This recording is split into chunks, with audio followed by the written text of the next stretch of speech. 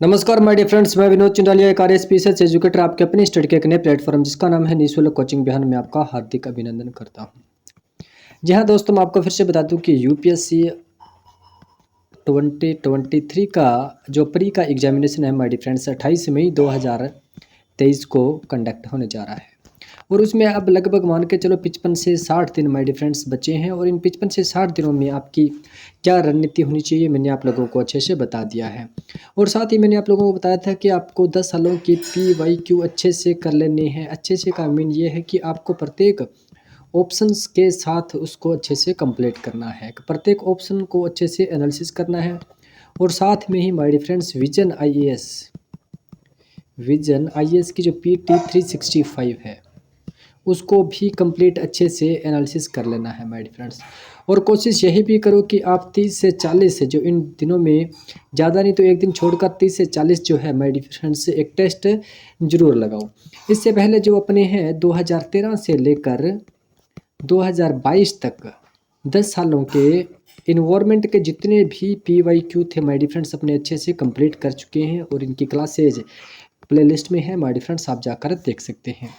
आज अपने शुरू करते हैं 2013 के हिस्ट्री से। जो भी PYQ है माय डियर फ्रेंड्स, यानी आईएएस की जो प्री परीक्षा के अंदर जो पूछे गए हिस्ट्री के जितने भी क्वेश्चन हैं वो अपने 2013 से लेकर 2022 तक कंप्लीट कर देंगे। आज अपने केवल और केवल 2013 के करेंगे और धीरे धीरे जो है 2022 तक कंप्लीट कर देंगे। तो चलिए शुरू करते हैं अपना पहला क्वेश्चन। पहला क्वेश्चन है कि भारतीय शिला वस्तु के इतिहास के संदर्भ में निम्नलिखित कथनों पर विचार कीजिए। देखो शिला वास्तु का अगर मतलब आप ये देखो शिला वास्तु का मतलब क्या होता है माय डियर फ्रेंड्स, घर या निवास स्थान जो भी है माय डियर फ्रेंड्स। ठीक है, आप जानते हो ना, जैसे वास्तुशास्त्र यानी किसी भी चीज़, देखो प्रत्येक वर्ड को आपको अच्छे से पता होना चाहिए भी, प्रत्येक वर्ड का जो माय डियर फ्रेंड्स मीनिंग क्या है। और शिला का मतलब आप जानते हो क्या होता है माय डियर फ्रेंड्स, पत्थर होता है, यानी पत्थर का जो घर है माय डियर फ्रेंड्स। तो इसके संदर्भ में अपने को बताना है। इसमें लिखा है कि बादामी की गुफाएं भारत की प्राचीनतम अवशिष्ट शैलकृत गुफाएं हैं। बराबर की शैलकृत गुफाएं सम्राट चंद्रगुप्त मौर्य द्वारा मूलतः आजीविकों के लिए बनाई गई। और एलोरा में गुफाएं विभिन्न धर्मों के लिए बनाई गई हैं। देखो माय डियर फ्रेंड्स, अगर हम बात करें बादामी की गुफाएं या बराबर की गुफाओं, तो इनके बारे में बता दूं कि जो बादामी की गुफाएं हैं माय डियर फ्रेंड्स, क्या है, बादामी की गुफाएं और बराबर की गुफाएं हैं। इन दोनों में से अगर मैं बताऊं कि सबसे प्राचीनतम कौन सी है, तो सबसे प्राचीनतम जो है वो माय डियर फ्रेंड्स जो बराबर की जो गुफाएं हैं वो सबसे प्राचीनतम है। और ये बराबर की जो गुफाएं हैं वो किन्होंने बनवाई थी, ये माय डियर फ्रेंड्स जो अशोक सम्राट है, अशोक सम्राट के टाइम में अशोक सम्राट द्वारा ये बनाई गई। और अशोक सम्राट के जो पुत्र है दशरथ, उनके द्वारा ये माय डियर फ्रेंड्स बनाई गई। न कि देखो यहाँ पर चंद्रगुप्त मौर्य की बात कही गई है, ठीक है, ये गलत है। देखो बराबर की गुफाएं आप जानते हो कहाँ पे है माय डियर फ्रेंड्स, बिहार के अंदर है। तो ये जो है चंद्रगुप्त मौर्य के द्वारा नहीं बल्कि उनके जो पुत्र हैं, आपको पता है चंद्रगुप्त मौर्य के पुत्र का नाम क्या है माय डियर फ्रेंड्स, बिंदुसार है।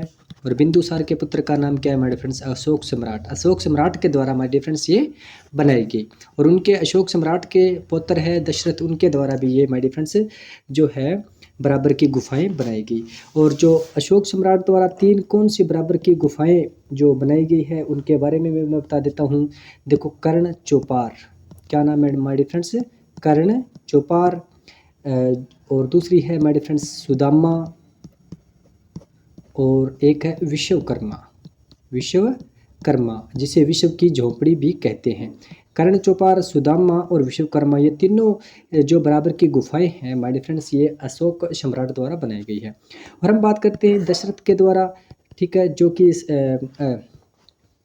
अपने मौर्य वंश का अंतिम शासक जो है दशरथ, ठीक है, उनके द्वारा जो बनाई गई थी गुफा, जो वो है लोम ऋषि की,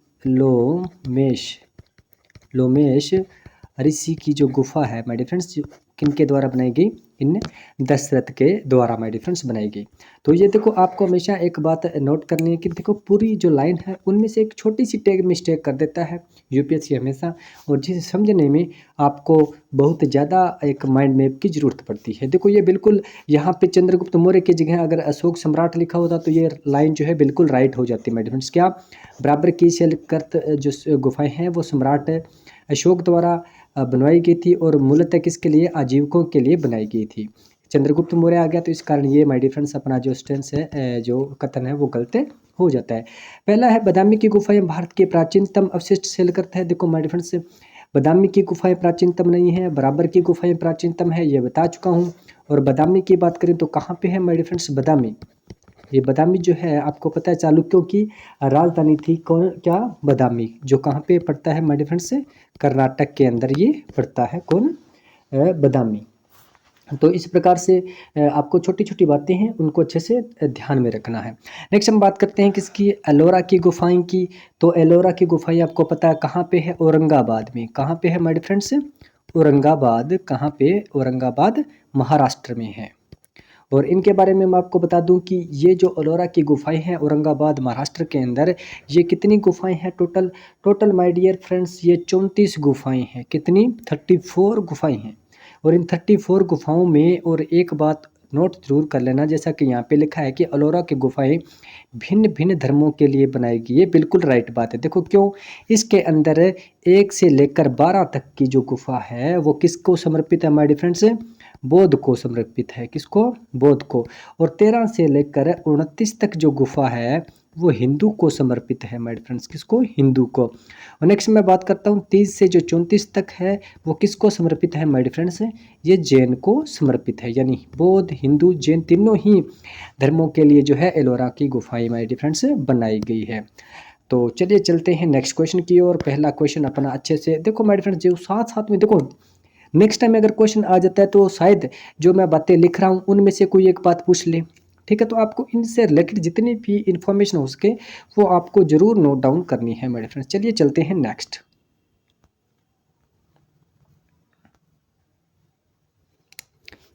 नेक्स्ट हम बात करते हैं कि भारत की यात्रा करने वाले चीनी यात्री युआन ज्वांग या फिर जिसे हैंसांग ने तत्कालीन भारत की सामान्य दशाओं के बारे में यानी इसकी संस्कृति का वर्णन किया है। तो निम्नलिखित में से कौन सा सही है। देखो पहला कि सड़क और नदी मार्ग लूट मार से पूरी तरह सुरक्षित थे। देखो पूरी तरह सुरक्षित नहीं थे, क्योंकि खुद हैंसांग जो वो एक बार लूट मार के शिकार हो चुके हैं।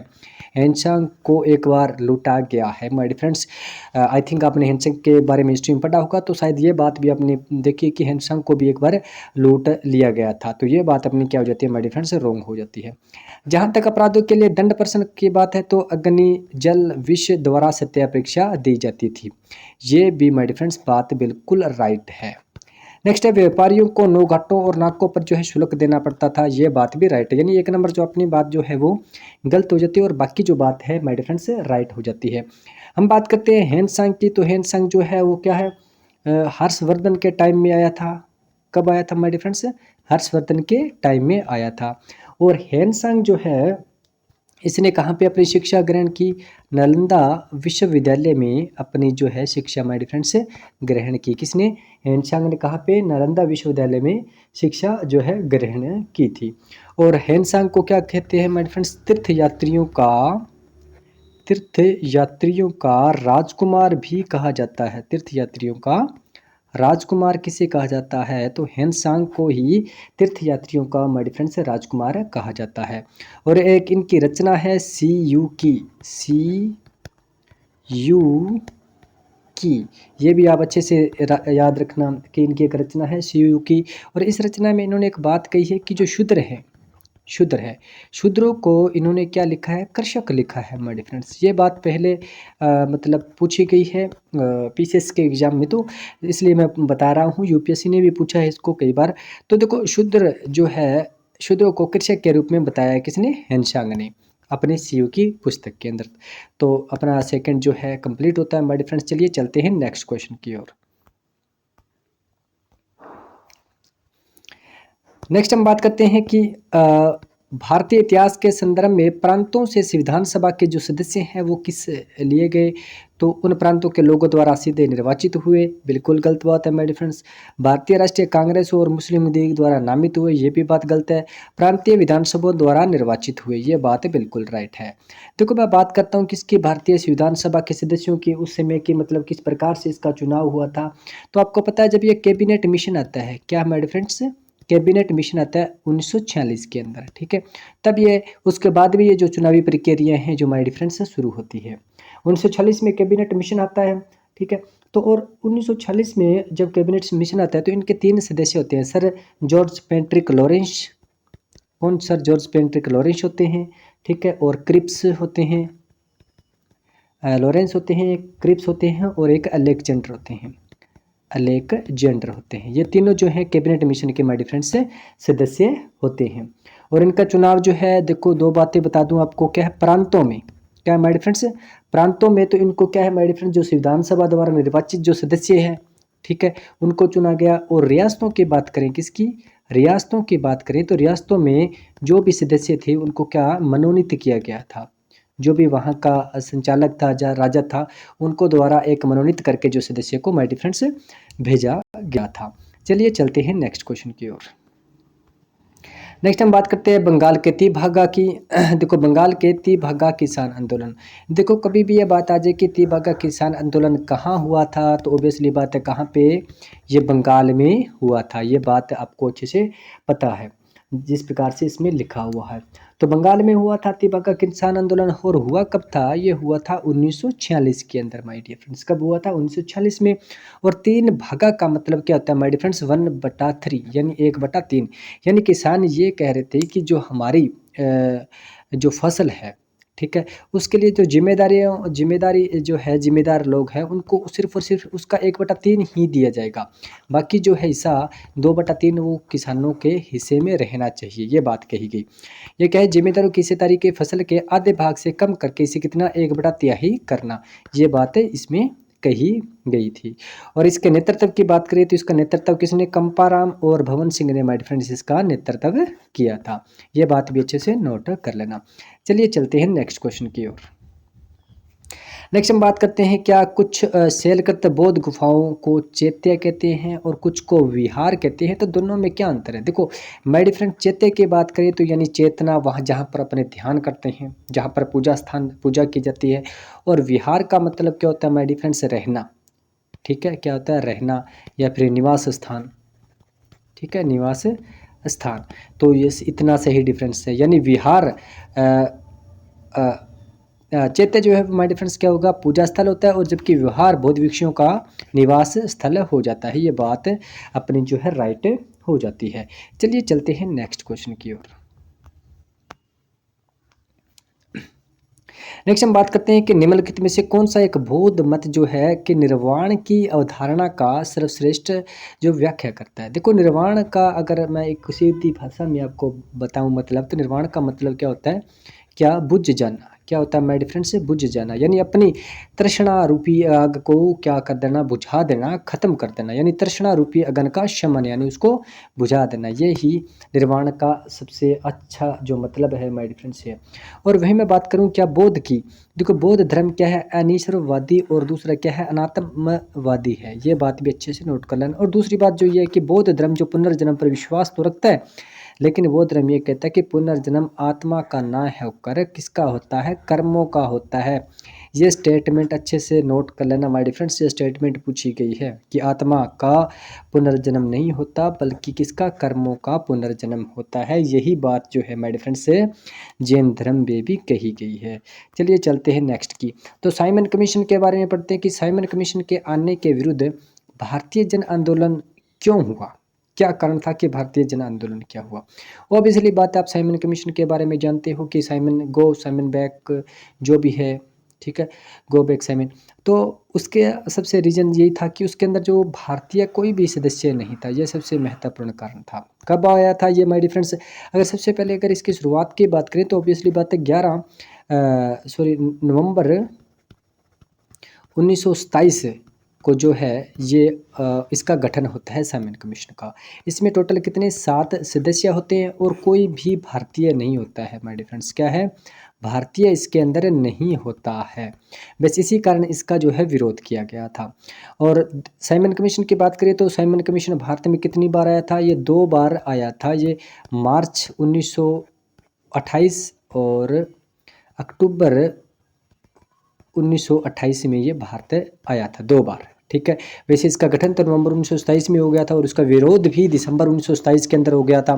ठीक है। जब इसका विरोध किया गया तो एक और इसके अंदर बात जरूर नोट कर लेना कि इस विरोध के अंदर जब लाहौर में इसका विरोध हो रहा था तो क्या है, लाला लाजपत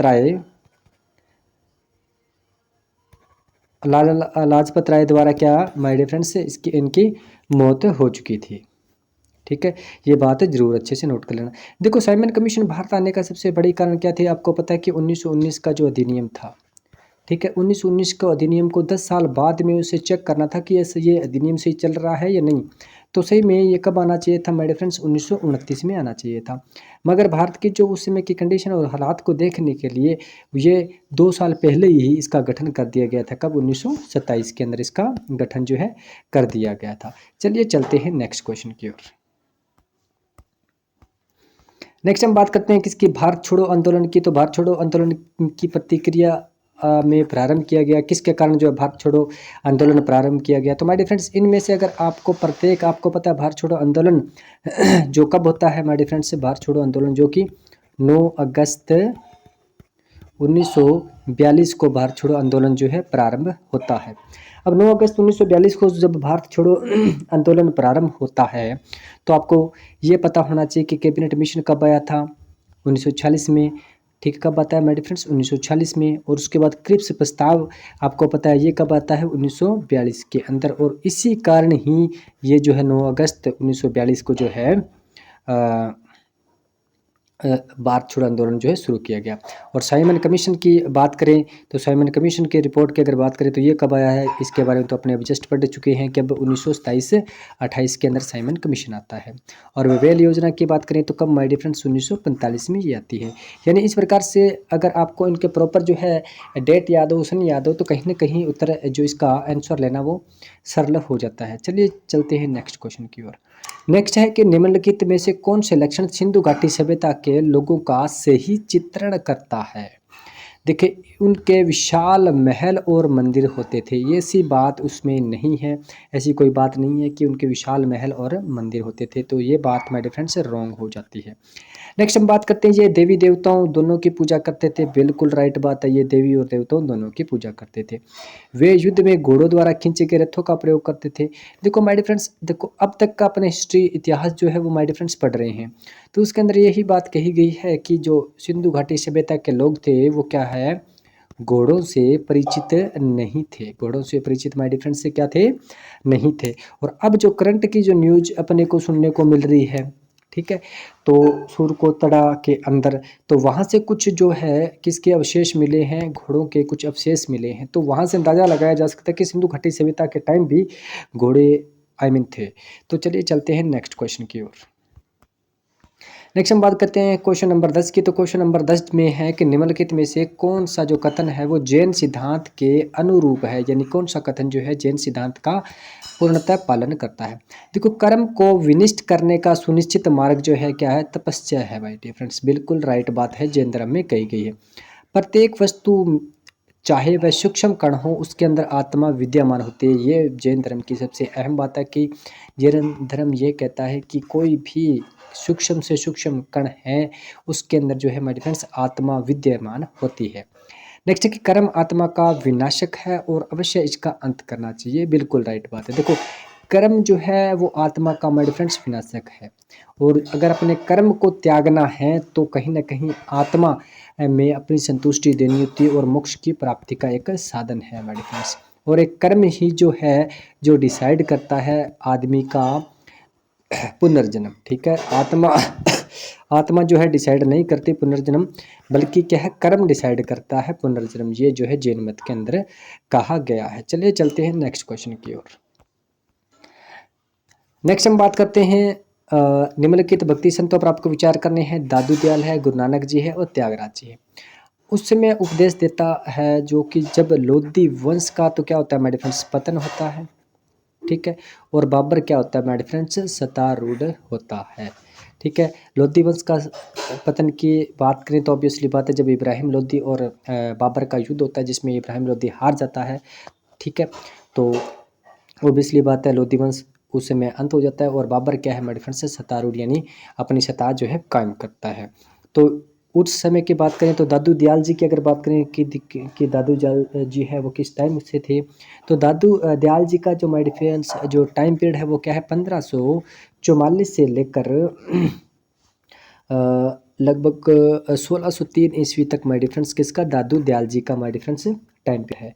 और ये जो है निर्गुण भक्ति क्या है माय डिफरेंस, निर्गुण भक्ति के लिए जाने जाते हैं। और निर्गुण भक्ति यानी कबीर भी निर्गुण भक्ति से है। तो कबीर के जो बेटे थे, कौन थे माय डिफरेंस, कबीर के बेटे कौन, कमाल, कमाल के ही ये चेले थे, कौन, दादू दयाल। यानी दादू दयाल जी के अगर गुरु की बात करें तो कौन, कमाल। और कमाल किसके पुत्र थे, कबीर जी के पुत्र थे। ये बात जो छोटी छोटी अच्छे से नोट कर लेना। और दादू दयाल जी किसके समकालीन थे, ये बात करें तो ये किसके, अकबर के समकालीन थे हमारे फ्रेंड्स, किसके, अकबर के समकालीन थे। नेक्स्ट हम बात करते हैं किसकी, गुरु नानक देव जी की।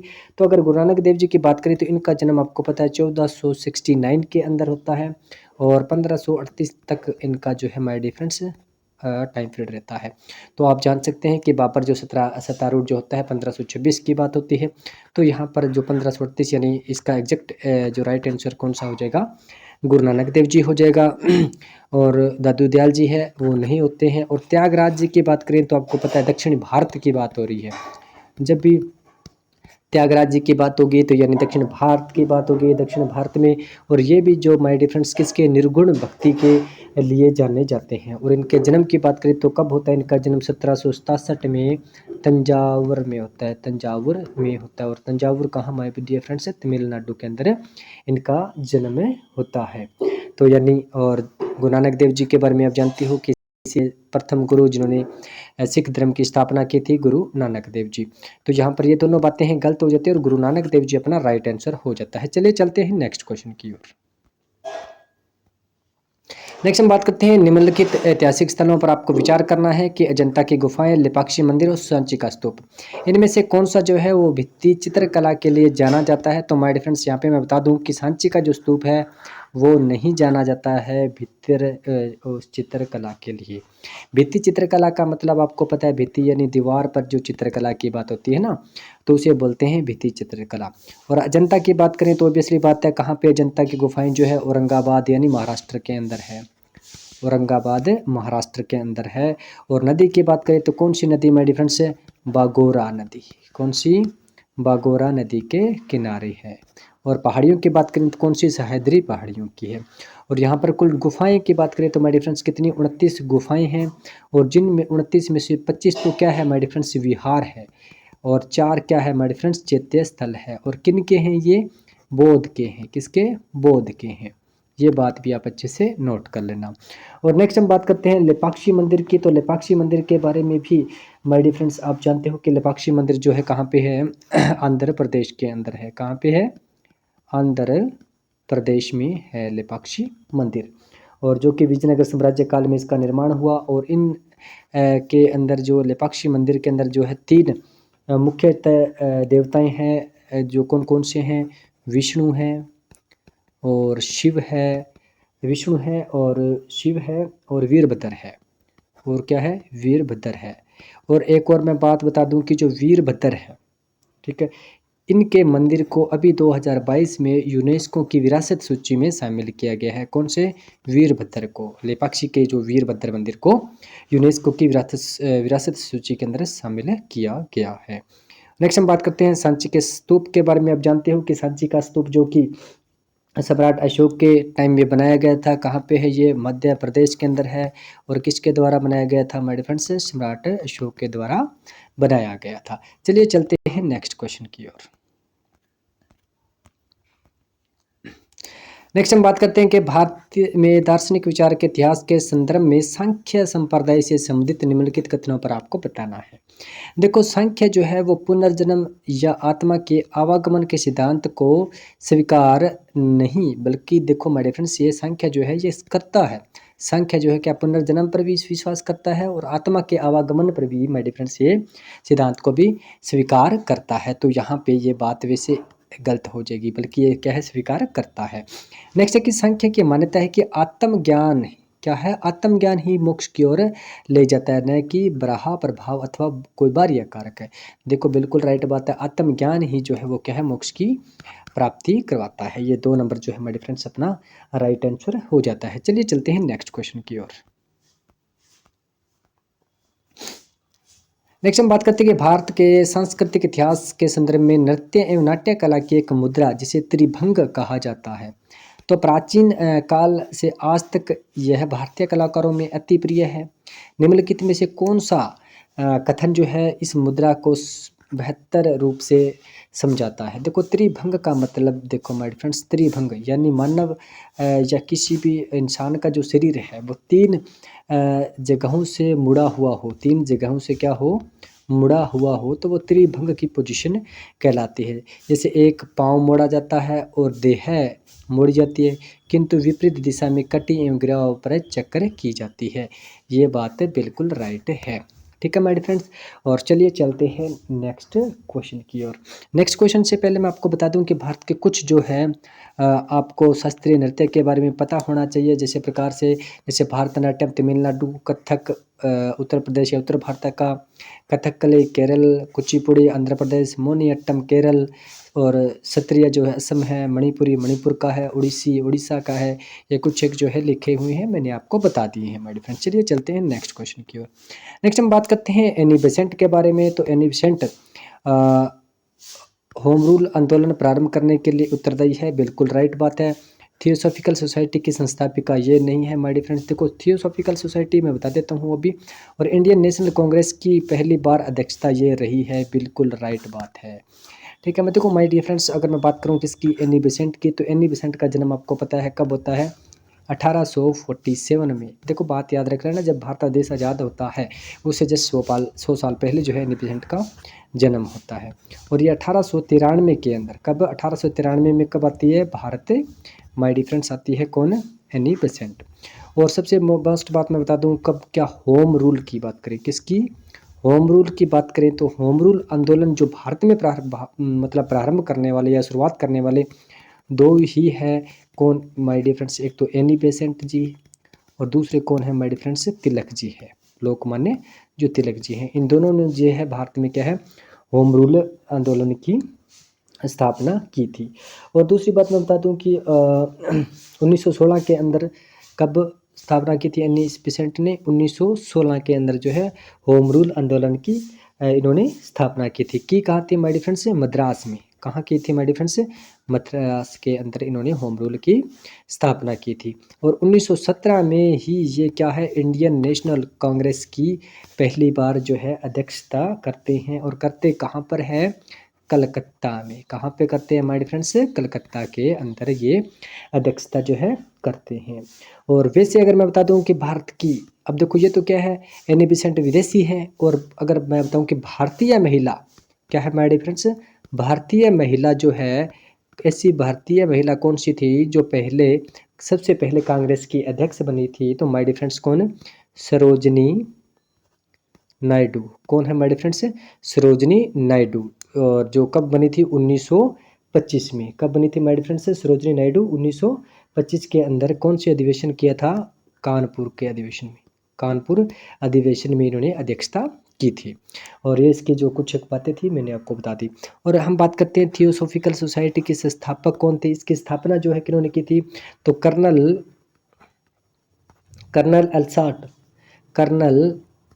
अल्साट, और आपको पता है क्या, ब्लास्की, मैडम ब्लास्की, आप लोगों ने पढ़ा होगा क्या, मैडम ब्लास्की। ब्लास्की कुछ इस प्रकार का ही नाम है माय डियर फ्रेंड्स। मैडम ब्लास्की और कर्नल अल्साट ने जो है थियोसॉफिकल सोसाइटी की स्थापना माय डियर फ्रेंड्स की थी। तो चलिए ये अपना कंप्लीट होता, चलते हैं अपने नेक्स्ट क्वेश्चन की ओर। नेक्स्ट है कि इल्बर्ट विल विवाद किससे संबंधित था। तो my dear friends, Ilbert bill के बारे में आपको बता दूं, ये कब होता है, ये 1884 के अंदर होता है इल्बर्ट विल विवाद। क्योंकि ये एक ऐसा बिल था कि इसके अंदर क्या है, जो भी मजिस्ट्रेट थे, जो भी क्या जज थे माय डियर फ्रेंड्स, जो भी मजिस्ट्रेट थे, कौन से, भारतीय। अब देखो, अब क्या है, भारतीयों को भी ये कानून दे दिया गया था कि वो जो किसी भी प्रकार की समस्या हो या फिर किसी भी प्रकार का कोई मामला हो, जिसमें चाहे यूरोपीय भी क्यों ना हो, अगर यूरोपीय भी अगर क्या हो अपराधी होगा, तो उसकी जांच भी कौन कर सकता है, भारतीय मजिस्ट्रेट कर सकता है। और इसी कारण से जो क्या है, यूरोपियों ने इस अल्बर्ट बिल का जो है क्या है माय डियर फ्रेंड्स, से विवाद किया था। तो चलिए, अल्बर्ट बिल विवाद क्या है। यूरोप के लोगों के मामलों की सुनवाई करने के लिए भारतीय न्यायाधीशों पर लगाई गई अयोग्यताओं का हटाया जाना, ये बातें समथिंग इससे रिलेटेड थी। तो आई थिंक आप समझ गए होंगे। चलिए चलते हैं नेक्स्ट क्वेश्चन की ओर। नेक्स्ट माय डियर फ्रेंड्स, 2014 जो है आ जाता है, तो ओबियसली बात है, अब अपने जो है 2013 के जो जितने भी PYQ थे यूपीएससी के हिस्ट्री के माय डियर फ्रेंड्स, किसके, हिस्ट्री के, वो कंप्लीट कर चुके हैं। और नेक्स्ट क्लास में अपने 2014 के कर लेंगे, इस प्रकार से जो कंप्लीट आपको मिल जाएंगे। और साथ ही मैं बता दूं माय डियर फ्रेंड्स की विजन आईएएस की जो PT 365 है, उसकी भी क्लास चल रही है माय डियर फ्रेंड्स, आप प्ले लिस्ट में जाकर देख सकते हैं। और आपसे एक रिक्वेस्ट और करूंगा, जो भी student my dear friends UPSC की तैयारी कर रहा है, आप उस तक ये वीडियो जरूर शेयर करें my dear friends. Thanks for watching my dear friends.